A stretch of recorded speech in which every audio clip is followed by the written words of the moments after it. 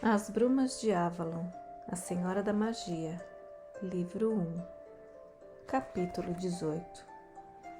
Mas Arthur não chegou a Avalon com a lua nova. Morgana, na casa das moças, viu a lua nova nascer, porém não interrompeu o jejum observado durante o período de obscuridade. Sentia-se fraca e sabia que se comesse teria apenas náuseas. Bem, talvez isso fosse de esperar. Costumava sentir-se assim quando sua menstruação estava para começar. Mais tarde, se sentiria melhor. E realmente se sentiu melhor. E tomou um pouco de leite, comeu um pouco de pão. Naquela tarde, Viviane mandou chamá-la. Uther está morto em Caerleon. Se você achar que deve ir para junto de sua mãe...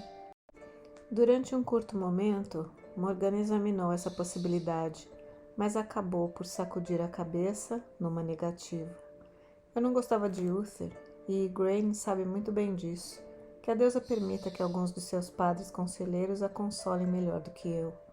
Viviane suspirou, parecia cansada e esgotada, e Morgana pensou se também ela estaria doente, com as consequências do período da obscuridade da lua. Lamento ter de dizer isso, mas sei que você tem razão. Eu lhe teria dado permissão para ir, se necessário. Haveria tempo para que voltasse a Avalon antes que... Interrompeu-se para dizer: você sabe que Uther, em vida, manteve os saxões sob controle, embora em luta constante. Não tivemos em momento algum mais do que umas poucas luas de paz. Agora, receio que seja pior, e que eles cheguem até mesmo às portas de Avalon. Morgana, você é uma sacerdotisa plena. Viu as armas sagradas. Morgana respondeu com um sinal, e Viviane continuou. Poderá vir o dia em que aquela espada tenha de ser levada em defesa de Avalon, e de toda a Bretanha também. Morgana pensou. Por que dizer-me isso? Sou sacerdotisa, não guerreira. Não posso tomar a espada em defesa de Avalon. Você se lembra da espada, descalça, com frio, traçando o círculo com o peso da espada na mão, ouvindo Raven, a silenciosa, gritar em voz alta, aterrorizada. Lembro-me. Então tenho uma tarefa para você. Quando aquela espada for levada em combate, deve estar envolta em toda a magia que temos. Você deve preparar uma bainha para ela, colocando todos os encantamentos que conhece, para que seu portador não perca sangue em combate. Pode fazer isso? Eu me havia esquecido, pensou Morgana, de que poderia haver uma tarefa para a sacerdotisa bem como para o guerreiro. E Viviane, com sua capacidade de ler os pensamentos, respondeu: assim, também você participará da batalha para defender o nosso país. Que assim seja, concordou, perguntando-se por que Viviane, que era a grande sacerdotisa de Avalon, não realizava essa tarefa pessoalmente. Ela não se deu resposta, limitando-se a dizer: para isso, você deve trabalhar com a espada à sua frente. Venha, e Raven a assistirá, dentro do silêncio da magia.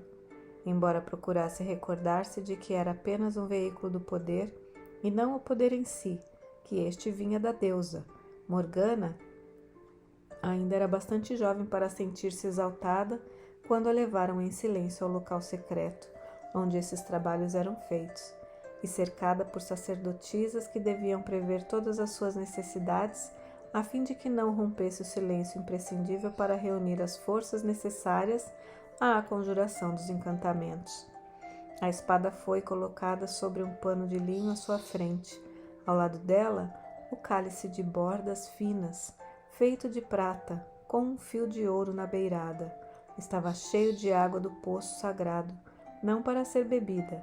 Comida e água estavam reservadas para ela, mas para que pudesse olhar dentro do cálice e ver as coisas que eram úteis à obra que devia realizar. Cortou no primeiro dia, usando a própria espada, um forro de fina pele de gamo. Era a primeira vez que tinha bons instrumentos para trabalhar, e sentiu prazer com a agulha especial de ferro que lhe deram para costurar a bainha. Teve orgulho, que sabia infantil, quando, ao espetar uma ou duas vezes o dedo, não soltou o grito habitual.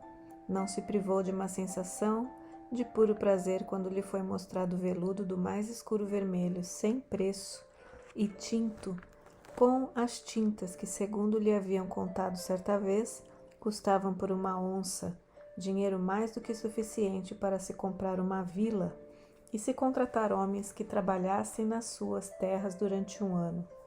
O veludo cobriria o couro de gamo, e sobre ele tinha de trabalhar, com os fios dourados e prateados que lhe deram, bordando os encantamentos mágicos e os seus símbolos.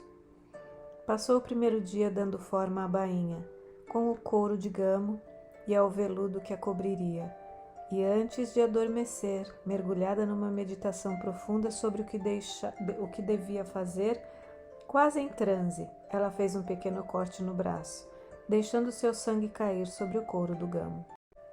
Deusa, grande corvo, o sangue foi derramado sobre essa bainha, para que nenhum outro tenha de escorrer sobre ela, quando for levada em combate.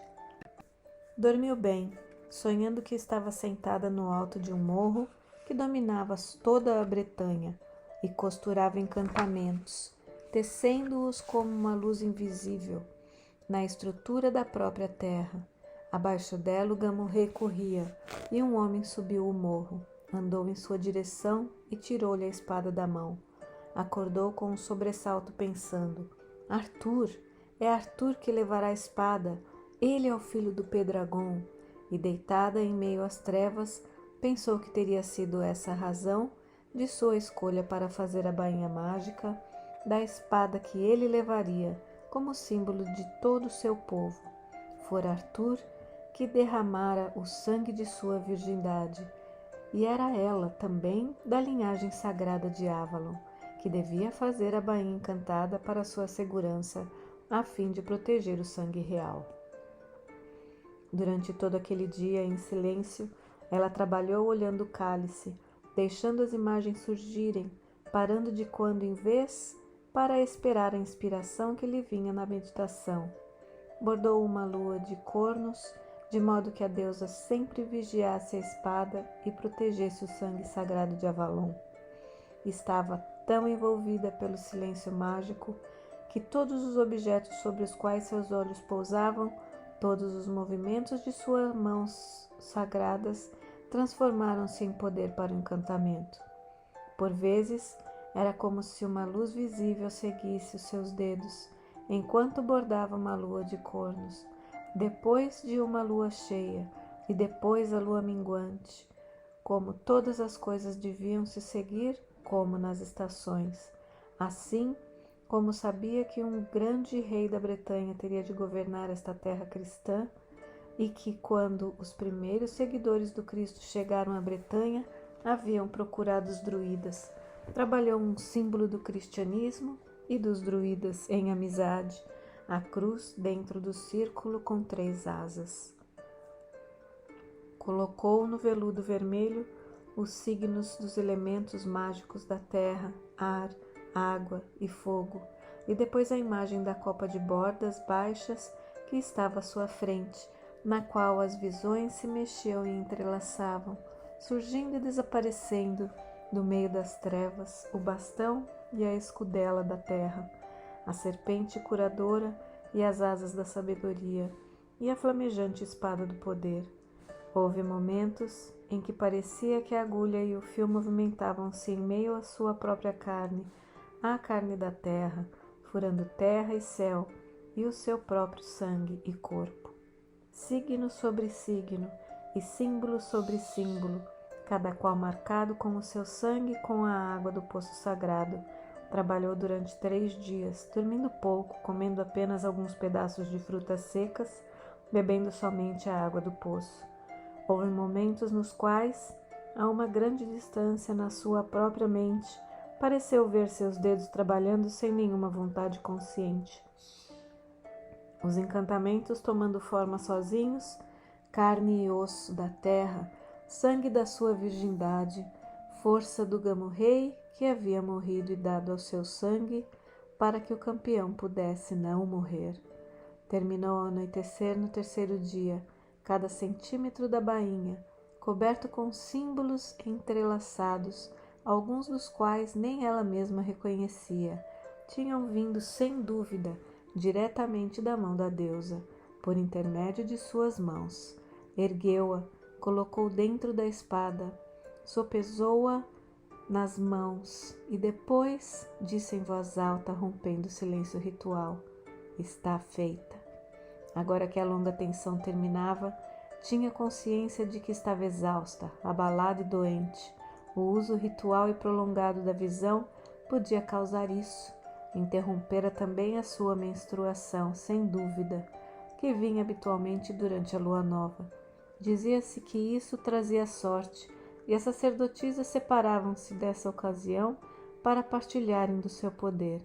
Era a mesma coisa que o isolamento ritual da lua nova, quando a própria deusa isolava-se para proteger a fonte do poder. Viviane veio e pegou a bainha. Não pôde conter um pequeno grito de surpresa ao examiná-la, e na verdade ela parecia até mesmo a Morgana, que sabia ter sido feita pelas suas próprias mãos, uma coisa acima da capacidade do trabalho humano, impregnada de magia. Viviane tocou-a levemente, antes de embrulhá-la num longo pano de seda branca. Você trabalhou bem, disse, e Morgana pensou a mente em plena atividade. Como pôde ela pretender julgar-me? Também eu sou sacerdotisa, fui além do que ela me ensinou. E ficou espantada com seus pensamentos. Viviane tocou-lhe gentilmente o rosto. Vá dormir, minha querida, você se esgotou neste grande trabalho. Morgana dormiu profundamente por muito tempo, sem sonhos, mas depois da meia-noite, de repente, acordou com um grande clamor de sinos de alarme e sinos de igreja, um terror vindo da infância. Os saxões nos estão atacando, levante-se e armem-se. Acordou com um sobressalto. Não estava na casa das moças, mas numa igreja, e sobre a pedra do altar jazia um jogo de armas ao lado. Sobre uma armação, um homem numa armadura coberto com um manto. Acima de sua cabeça, os sinos continuavam batendo e clamando, num barulho capaz de acordar os mortos. Não, pois o cavaleiro morto não se mexeu, e com uma súbita prece, pedindo perdão, ela agarrou a espada, e acordou de todo agora com a luz do seu quarto e o silêncio. Nem mesmo os sinos da igreja da ilha do mundo exterior penetravam a quietude de seu quarto de paredes de pedra. Sonhara com os sinos, o cavaleiro morto, a capela, com as velas acesas, as armas sobre o altar, a espada, tudo. Como cheguei a ver isso? A visão nunca me vem sem ser chamada. Terá sido apenas um sonho, então? Mais tarde, naquele mesmo dia, foi convocada, consciente, lembrou-se de algumas das visões que apenas entrevira ao fazer a bainha com a espada à sua frente. A queda à terra de uma estrela cadente, um trovão, um grande relâmpago, arrastada ainda fumegante, para ser forjada pelos pequenos ferreiros morenos que haviam morado na terra gredosa antes de as pedras de um círculo fossem levantadas. Uma arma poderosa, uma arma para um rei, fundida e reforjada, desta vez na forma de folha, trabalhada e temperada em sangue e fogo, e endurecida, uma espada 3 vezes forjada, nunca arrancada do ventre da terra, e por isso 2 vezes sagrada. Disseram-lhe o nome dessa espada, Excalibur, o que significa aço cortado. Espadas feitas de ferro, de meteoritos eram raras e preciosas. Esta bem poderia ter o preço de um reino. Viviane pediu-lhe que cobrisse com o véu e a acompanhasse. Enquanto desciam lentamente o morro, ela percebeu a figura alta de Tailecinho Merlin, tendo ao lado Kevin o bardo com seu caminhar hesitante e grotesco. Parecia mais desajeitado e feio do que nunca, tão deslocado quanto uma vela de sebo num castiçal de prata bem trabalhado. E ao lado deles, Morgana sentiu-se gelar. Reconheceu o esguio corpo masculoso e brilhante cabelo entre dourado e prateado. Arthur. Mas de certo ela sabia que a espada lhe era destinada, o que seria mais natural, portanto, do que vir recebê-la. Ele é um guerreiro, um rei, o pequeno irmãozinho que eu segurei no colo. Parecia irreal, mas através daquele Arthur e do rapaz de rosto sério que caminhava agora entre os dois druidas, ela viu alguns traços do jovem que usara os chifres do galhudo. Tranquilo e grave, ela viu o sacudir dos chifres, a luta mortalmente desesperada, e como havia chegado até ela todo manchado de sangue do gamo. Não uma criança, mas um homem, um guerreiro, um rei. A um sussurro de Merlin, ele ajoelhou-se ante a Senhora do Lago. Seu rosto era reverente. Não, é claro, pensou Morgana. Ele não viu Viviane antes, apenas a mim, e eu estava nas trevas. Mas Arthur viu-a em seguida, e Morgana percebeu o reconhecimento em suas feições instáveis. Ele fez uma reverência também para ela, e Morgana teve um pensamento irrelevante. Pelo menos, onde foi criado, ensinaram-lhe maneiras dignas do filho de um rei, e murmurou: Morgana. Ela inclinou a cabeça, reconhecera apesar do véu. Talvez devesse ajoelhar-se ante o rei, mas uma senhora de Avalon não dobra o joelho diante de nenhum poder humano. Merlin se ajoelharia, e também Kevin, que se pedissem. Viviane nunca, pois era não só a sacerdotisa da deusa, mas também recebia a deusa em si mesma, de uma forma que os sacerdotes dos deuses masculinos jamais poderiam conhecer ou compreender. E Morgana também jamais se ajoelharia novamente. A Senhora do Lago estendeu-lhe a mão para que se levantasse. Fizestes uma longa viagem e estás cansado. Morgana, leve-o para minha casa e dê-lhe alguma coisa para comer antes da decisão. Ele sorriu. Não um rei em perspectiva, não um escolhido, mas apenas um rapaz que tinha fome. Muito obrigado, senhora. Na residência de Viviane, agradeceu às sacerdotisas que lhe trouxeram alimentos e comeu com voracidade. Saciada sua fome, perguntou a Morgana: Você também mora aqui? A senhora vive só, mas tem a seu serviço as sacerdotisas que a atendem por turnos. E morei aqui com ela, quando foi minha vez de servi-la. Você, filha de uma rainha, você servir. Devemos servir antes de mandar, respondeu austeramente. A própria senhora serviu em sua juventude, e na pessoa dela eu sirvo a deusa. Ele refletiu um pouco. Não conheço essa grande deusa, disse por fim. O Merlin disse-me que a senhora era nossa parenta. Ela é irmã de Igraine, nossa mãe. Ora, então ela é minha tia, retrucou Arthur, experimentando as palavras como se não tivessem muito certas. Tudo isso é muito estranho para mim. Eu sempre pensei que Hectório fosse meu pai e Flavila minha mãe. É claro que eu sabia haver algum segredo, e como Hectório não me falava sobre ele, pensei que devia ser algo vergonhoso. Que eu era bastardo ou pior, não me lembro. Bastardo de Úter, meu pai, nada, nem de minha mãe, realmente, embora, por momentos, quando Flavila me castigava, eu costumava sonhar que tinha vivido num outro lugar com uma mulher que me mimava, e depois me afastava. Igraine, nossa mãe, é parecida com você? Não, ela é alta e tem cabelo vermelho. Então não me lembro mesmo dela, afirmou Arthur com um suspiro, pois nos meus sonhos eu vi alguém como você. Era você. Interrompeu-se, sua voz tremia. Terreno perigoso, pensou Morgana, não ousamos falar sobre isso. E disse calmamente: Coma a outra maçã, elas são daqui mesmo da ilha. Obrigado. Pegou uma e mordeu-a. É tudo tão novo e estranho. Tantas coisas me aconteceram desde que a voz titubeou. Penso sempre em você. Não posso deixar de pensar. O que eu disse é verdade, Morgana. Durante toda a minha vida, hei de lembrar-me de você, porque foi a primeira, e quem sempre pensarei, a quem sempre amarei. Morgana sabia que devia dizer alguma coisa dura e cortante. Em lugar disso, suas palavras foram bondosas, mais distantes. Você não se deve lembrar de mim dessa maneira. Para você, eu não sou uma mulher, mas a representante da deusa que se apresentou a você. É uma blasfêmia pensar em mim como se eu fosse apenas uma mulher mortal. Esqueça-me e recorde-se da deusa. Tentei.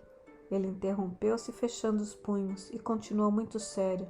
Você tem razão, é assim que devo encarar isso, como apenas mais uma das coisas estranhas que me aconteceram, desde que me mandaram buscar na casa de Hectório, coisas misteriosas, mágicas, como a batalha com os saxões.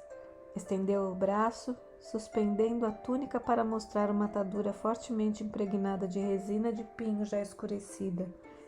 Fui ferido aqui, mas era como um sonho, minha primeira batalha. O rei Uther olhou para baixo e engoliu em seco. Cheguei muito tarde, não o conheci.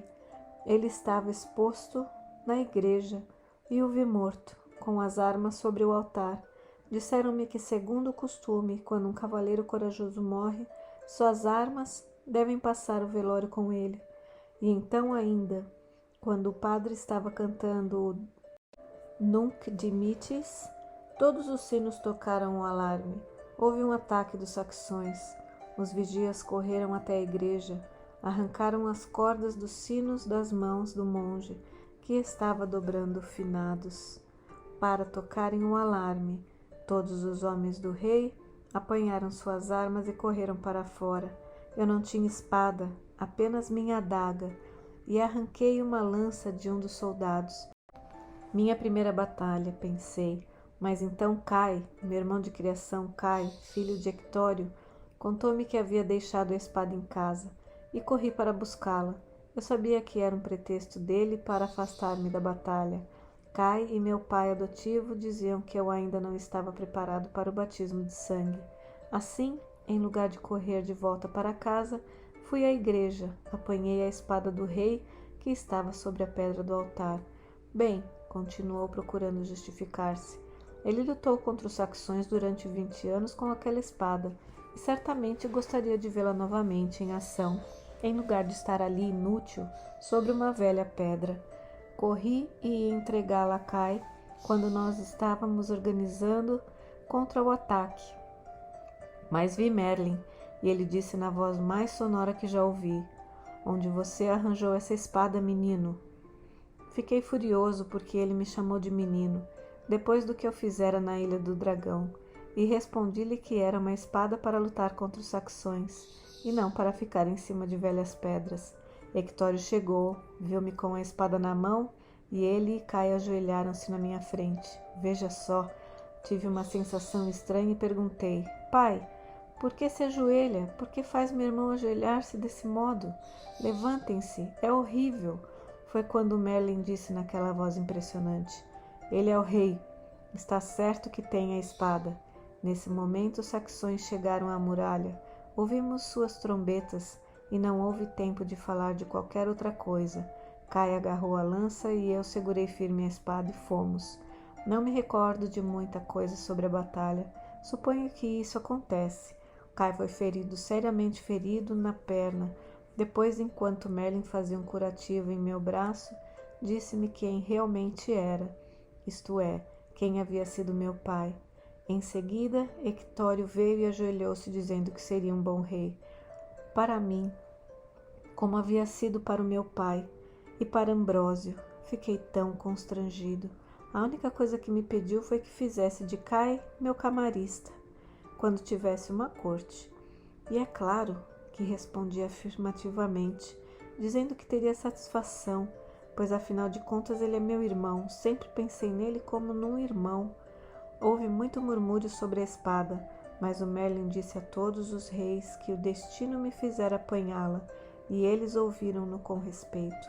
Sorriu, e Morgana com muita ternura ficou penalizada com a confusão, os sinos que a haviam despertado. Ela vira, mas não soubera o que via. Abaixou os olhos. Haveria sempre um elo entre eles agora, e qualquer golpe que o atingisse seria sempre assim, como uma espada no seu próprio coração. E agora, parece que vou ganhar uma outra espada, comentou Arthur. Não tinha nenhuma e de repente tenho duas. E das especiais. Suspirou e exclamou quase como numa queixa. Não compreendo o que tudo isso tem a ver com o fato de ser rei. Por mais que já tivesse visto Viviane nos trajes de grã sacerdotisa de Avalon, Morgana nunca se acostumara a eles. Viu agora Arthur olhar de uma para outra e registrar a semelhança entre elas. Estava calado, com um respeito temeroso, mais uma vez. Pelo menos pensou, Morgana, sentindo novamente o mal-estar, não o obrigaram ao jejum mágico.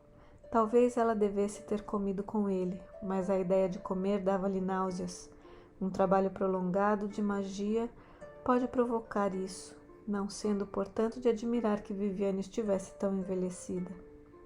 Vinde, chamou Viviane, liderando o grupo. A senhora de Avalon em sua ilha tinha precedência até mesmo sobre um rei. Andou desde a casa, passando pelas praias do lago, até o edifício onde se alojavam os sacerdotes. Arthur caminhava calado ao lado de Morgana, e por um instante ela quase esperou que ele estendesse a mão, como já fazia quando era pequeno, segurando-a-se a ela. Mas agora, aquela pequena mão que segurara era a mão de um guerreiro, maior que a sua, endurecida com a longa prática da espada e de outras armas. Atrás de Arthur e de Morgana vinham Merlin, e ao lado deste Kevin. Desceram um estreito lance de escadas e foram cercados pelo cheiro da umidade do subterrâneo. Morgana não viu ninguém acender sequer um archote, mas de súbito houve um leve brilho na escuridão e uma luz pálida os envolveu. Viviane parou tão de repente que esbarraram nela, e por um momento Morgana ficou surpresa por ser ela tão macia e pequena, um corpo comum de mulher e não numa imagem remota da deusa. A senhora estendeu o braço e tomou o pulso de Arthur em sua mão pequena e morena, que não chegava nem mesmo à metade daquela mão de guerreiro. Arthur, filho de Igraine de Avalon e do Pedragon, rei por direito de toda a Bretanha, contemplai as coisas mais sagradas do vosso reino. A luz brilhava no ouro e nas joias do cálice e da escudela, a longa lança, os fios vermelhos, dourados e prateados da bainha, e desta Viviane retirou a comprida e escura lâmina. Sombrias pedras brilhavam em seu punho. A espada nas insígnias sagradas dos druidas, explicou calmamente. Jurai-me agora, Arthur Pedragon, rei da Bretanha, que quando usardes a coroa, tratareis com justiça tanto os druidas como os cristãos, e que sereis guiado pela magia sagrada dos que vos colocaram nesse trono. Arthur estendeu a mão para a espada, com os olhos arregalados. Morgana podia ver neles que percebera o valor da espada. Viviane teve um gesto rápido, evitando que ele a tocasse. É mortal tocar coisas sagradas sem estar preparado, disse. Arthur, jurai.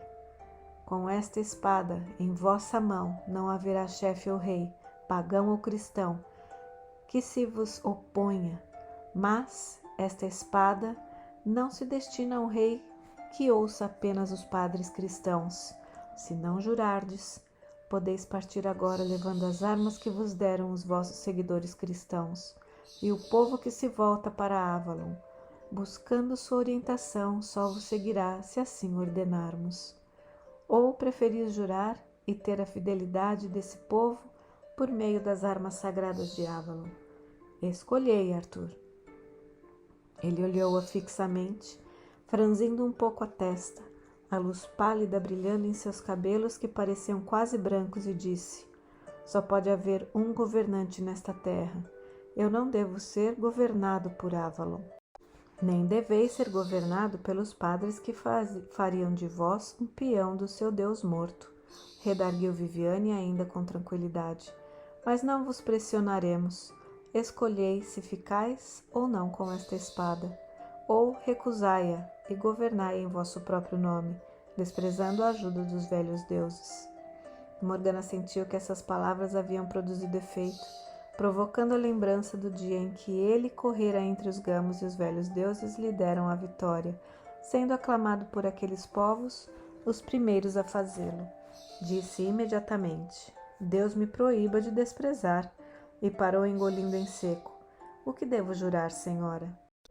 Apenas isto: tratar com justiça todos os homens que sigam ou não o Deus dos cristãos e reverenciar sempre os deuses de Avalon. Pois não importa o que os cristãos disserem, Arthur Pendragon, e qualquer que seja o nome dado ao seu Deus, todos os deuses são um Deus, e todas as deusas são apenas uma deusa. Jurai apenas ser fiel a essa verdade, e não preferir um e desprezar o outro. Vistes, disse Merlin com sua voz profunda ressoando no silêncio, que eu reverencio sinceramente o Cristo e que me ajoelhei no altar e participei da sua refeição sagrada. Perturbado, Arthur concordou. Sim, isso é verdade. E você é, creio eu, conselheiro em quem confiarei mais do que em qualquer outro. Aconselha-me a jurar, então? Meu senhor rei, respondeu Merlin, sois ainda jovem para este governo, e talvez vossos padres e bispos pretendessem controlar a consciência até mesmo de um rei. Mas eu não sou padre, sou druida, e digo apenas que a sabedoria e a verdade não são propriedade de nenhum padre. Pergunte à vossa própria consciência, Arthur.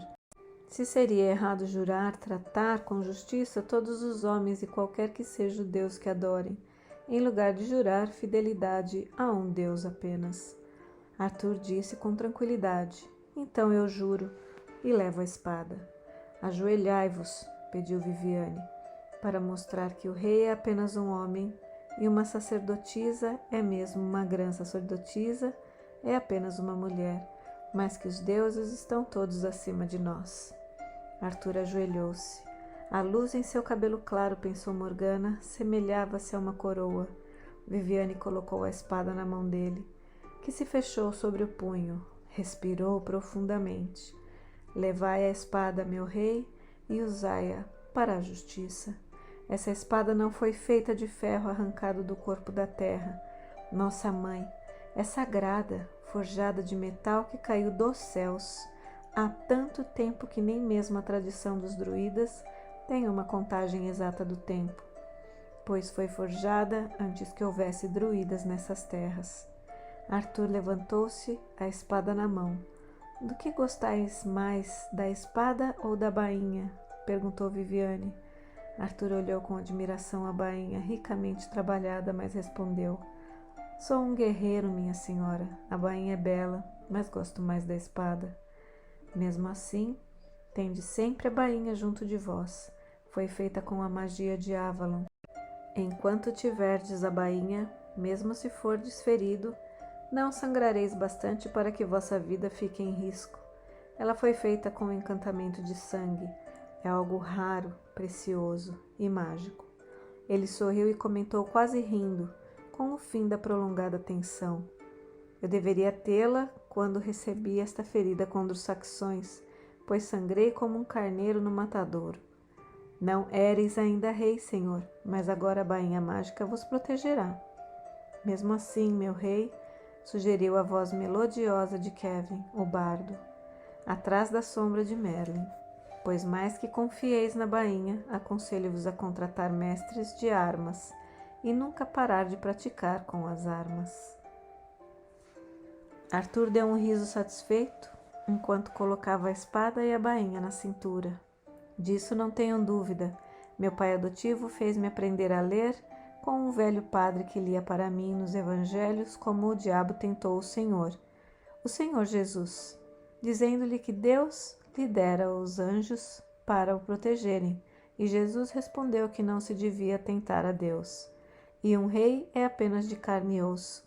Lembrem-se de que tomei minha primeira espada no lugar onde Uther estava morto, em exposição. Não creio que tentarei a Deus sob esse aspecto, senhor druida. De alguma forma, com a espada das insígnias sagradas atada à cintura, Arthur parecia mais alto, mais majestoso. Morgana pôde imaginá-lo coroado e vestido como rei, sentado em seu alto trono, e por um momento, em torno dele, foi como se o pequeno recinto estivesse cheio de outros homens, nas sombras, armados, vestidos ricamente, nobres, todos à sua volta, seus companheiros, depois desapareceram, e ele voltou a ser apenas um rapaz sorrindo com incerteza, ainda sem dominar a sua alta posição.